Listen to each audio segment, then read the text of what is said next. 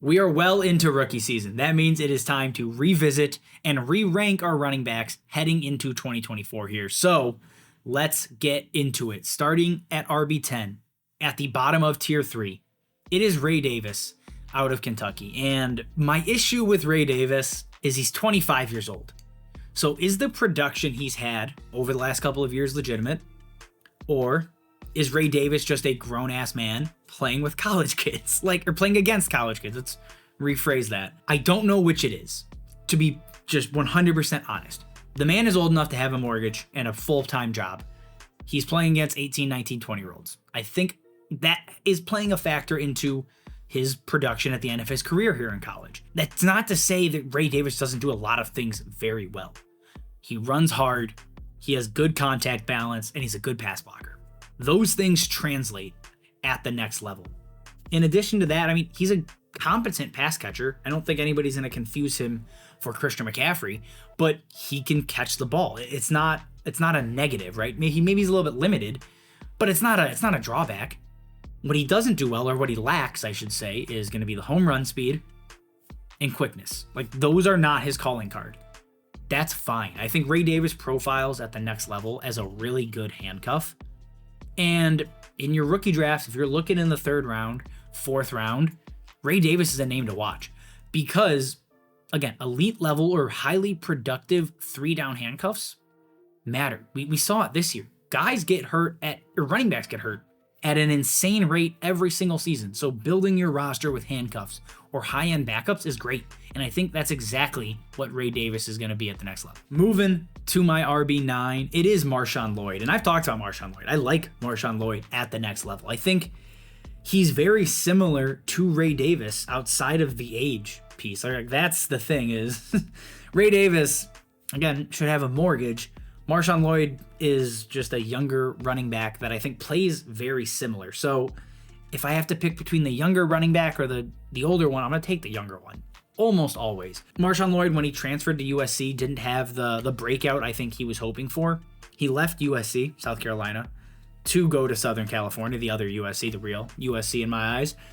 And I think he expected this to elevate his draft prospects. It didn't. It just didn't, because I think while he is a good player, he is a solid running back, he didn't showcase elite level ability. And that's fine, right? Not everybody has that. When you get to the 3rd round and you're looking at either a day 3 wide receiver or a day 3 running back, which is where I'm pretty sure Marshawn Lloyd's going to go, I'm going to take the day 3 running back. He profiles as a high-end handcuff, and that's fine. It's not going to win you your league, but it's a name to know because if he falls into the right situation, and the same goes for Ray Davis, they have the ability to give you prolonged RB2 stretches because both of them are solid pass catchers. They're good runners. Marshawn Lloyd, not going to be a world beater by any stretch, but he's a good running back and I think needs to be on the radar, similar to like a Chase Brown from last year.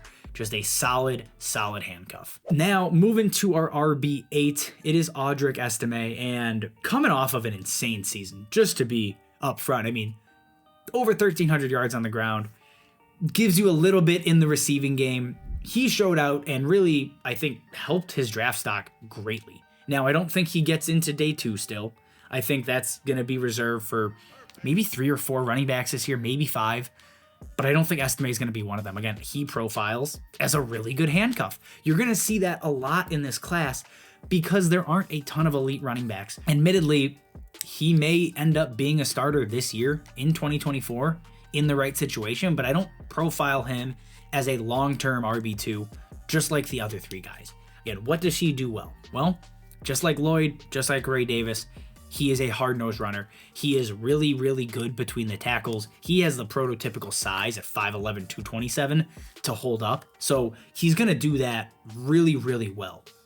What he's not going to do is be an elite receiver. He's a worse receiver than Lloyd. He's a worse receiver than Ray Davis. That part of his game is capped, at least right now. And in addition to that, again, doesn't have the long speed. It's a recurring theme with a lot of these, maybe not elite receiving running backs, good runners that don't have the high-end ability, high-end athleticism. That's fine. Again, he could be an RB2, and I sound like a broken record. You can probably overlay all 3 of these, and they're going to sound the exact same. That's just because I feel the exact same about all of them. I don't think they're guys to really get excited about, but they are guys to be aware of in the third round when you're looking for value. Now, my RB7, my top guy in tier 3 here, is different. I think he's different than the other three. And the reason is he's just a different type of player. And I think the ceiling for Jaylen Wright out of Tennessee is drastically higher than it is for Lloyd or Davis or Estime, because he's the new age type of dynamic running back the NFL is looking for. Jaylen Wright is a home run hitter every single time he touches the ball. He can be Keaton Mitchell, Devon Achane, that type of player with a little bit more size behind him, right? He has freakish ability. The man's damn near impossible to tackle and can run a full route tree. He is a well above average receiver, even though he only had 22 receptions in college. You're not just getting him on screens and swing routes. He can do everything. He can line up across the formation. That's not a skill set the other three guys have that we talk about. The reason he's not a tier above is he just hasn't had the elite level production that a guy like a Will Shipley or a Blake Corum have had, right? Those guys have a track record of success. But when it comes to running backs that I think are going to be available, again, in the late second, early third of your rookie drafts, I like the home run swing when there's one available. And I think that's what Jaylen Wright profiles as, right? He goes over 1,000 yards this year on the ground. That's great. Didn't really do much freshman, sophomore year, but he just turned 21. So I think there is a ton of room for him to improve. He's lightly used as well, so there's not a ton of tread on the tire. You could be looking at a huge steal here in the third. I'm not going to say Alvin Kamara because I think he's a better athlete and Alvin Kamara is kind of one of a kind, but think that level of ability in the third round, Jaylen Wright could bring that. So he's the home run swing in this tier with also, again, a crippling floor of just being a massive bust. Now, getting to my RB6, it is Blake Corum out of Michigan, and I think analytically Blake Corum is going to grade out pretty well. He's going to hit your BMI threshold. He hits your early career production. All of those things are in his wheelhouse. However, he just got worse and worse, it feels like. Again, the efficiency has dropped 3 straight seasons. He's given you roughly 80 receiving yards each of the last 2 years. So that's the bad. It feels like, oh my God, why is he in tier 2?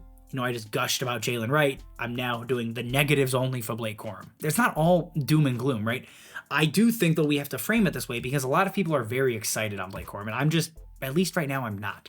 What he does do well, though, I think can translate, and that is he is a very, very disciplined runner. And by that, I mean, when a play is blocked, he is going to follow it. He is going to go exactly where he should be. He is going to read blocks. His vision is good. He's an intelligent runner.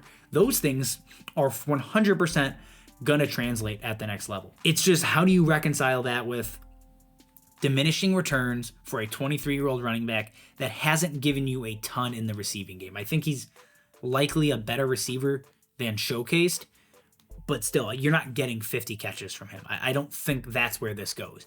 He's going to be really scheme dependent. I think similar to Kyren Williams, that type of size, that type of skill set is going to be what Blake Corum can bring, but you have to have the right coach to get the most out of him. So Blake Corum is a name, obviously, we all need to be aware of. He's going to be a second-round rookie pick. A lot of people, I think, are going to be very, very high on him. But I think I've seen enough of him to not go over the top because I think the overall ceiling is just not what I want, given some of the hype that's going around with Blake Corum. Now, my RB5, very similar to Blake Corum, was rated significantly higher last year. And Will Shipley now is coming off of a down year. Again, his sophomore year, 2022, was awesome. It was so damn good, right? He goes for over 1,400 yards as a sophomore. He's the only running back, again, from the guys that at least I've paid attention to so far, that has that type of early career production in college, right? He pulls in 38 catches. He averages over 6 yards a carry. Will Shipley crosses off a lot of boxes. Similar to Blake Corum, you are going to have to get him with a coach that knows how to use him, because Will Shipley has freakish levels of lateral agility. His ability to make guys miss is next level. He's going to step in and be one of the best at it from day one in the NFL. If you have a coach that is willing to get creative say, I don't know, Ben Johnson in Washington, that would be awesome. Like, actually fill the Antonio Gibson role that we thought Antonio Gibson was going to fill last year. I think Will Shipley thrives there. What he doesn't do well, though, is break off these chunk plays when things break down. Like, he's not the world's most creative. He's not going to bounce plays to the outside all that much. And that's because he's disciplined like Blake Corum. But Will Shipley has better athleticism, right? He has more speed than Corum does. So I would like to see him create a little bit more when nothing is there. So just another name to keep an eye on that I think, again, could be much, much better. Could give us RB1 production in the future, but maybe has a lower floor than Blake Corum does. My RB4 in this class is Bucky Irving. And I mentioned the size with Will Shipley. It's more of a concern with Bucky Irving. Let's just get it out of the way, right? He's not a big guy. He's just not. 28 is the projected BMI right now, and I don't even know if he gets there post-combine. He needs to tack on weight. But we just watched Keaton Mitchell have success. We just watched Devon Achane have freakish success at very similar sizes. So I'm not going to write him off. I'm just not, because the skill set and the ability is incredible. He has a profile that could be a Jahmyr Gibbs type of profile, right? We mentioned Achane and Keaton Mitchell. I think his profile may, outside of draft capital, will match up very well with Jahmyr Gibbs. So day 2 is locked for Bucky Irving, I think. I'm going to be shocked if he slips out of there.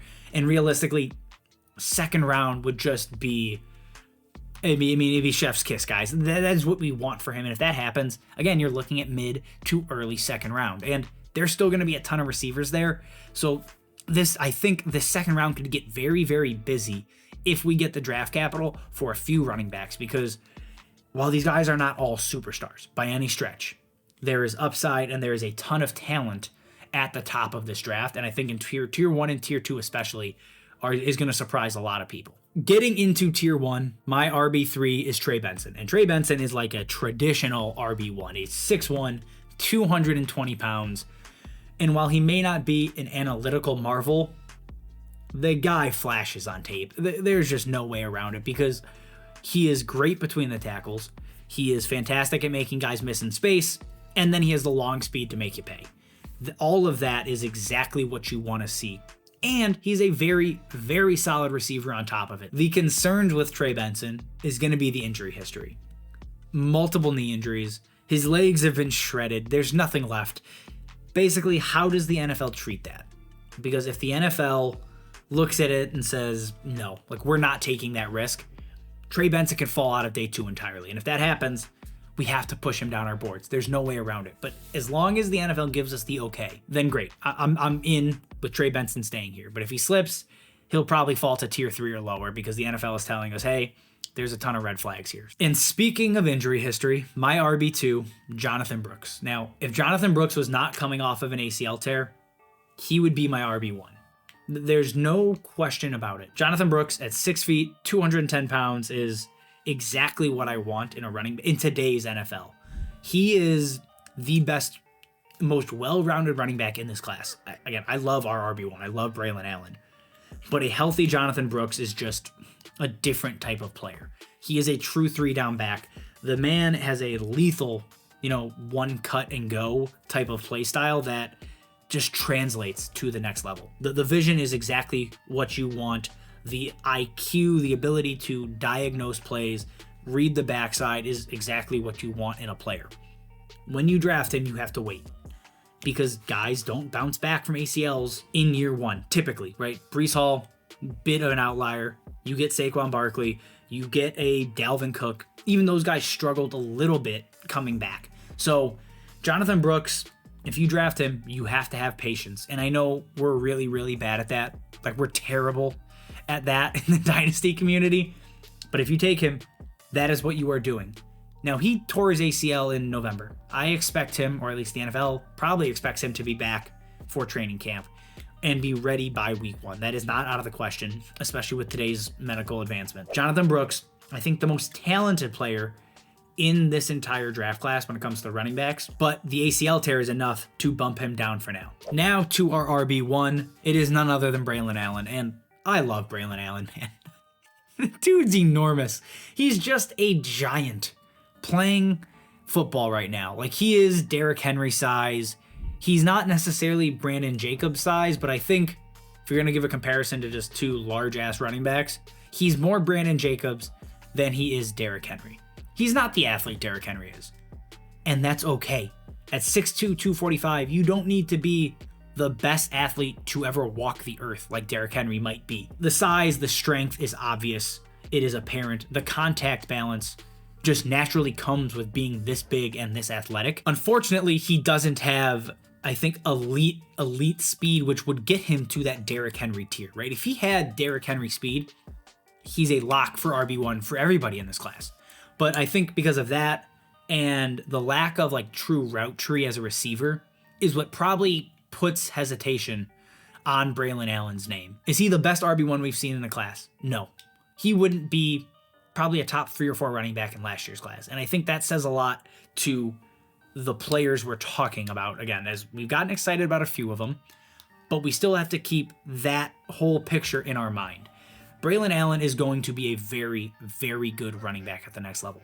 I think a surefire RB2 with a ton of touchdown upside. And if his receiving continues to improve, and we saw a huge step forward with the change in offense at Wisconsin, if we see that continue to rise, Braelon Allen's going to push into RB1 territory. But there's enough questions that we can't just like throw him up there immediately, right? And again, not the best running back class we've talked about, guys. There are definitely players we like, but relative to other classes, this is still a down year. So take everything in that context, because look, it's our job to get excited about these guys. It is also our job to make sure we don't get too excited and push hype out of control. So Braelon Allen, I love the dude. I think at 20 years old, he is coming in and going to just be a force for several years. But having him be a truly elite fantasy running back, I don't know if that's definitely in the cards for him at the next level.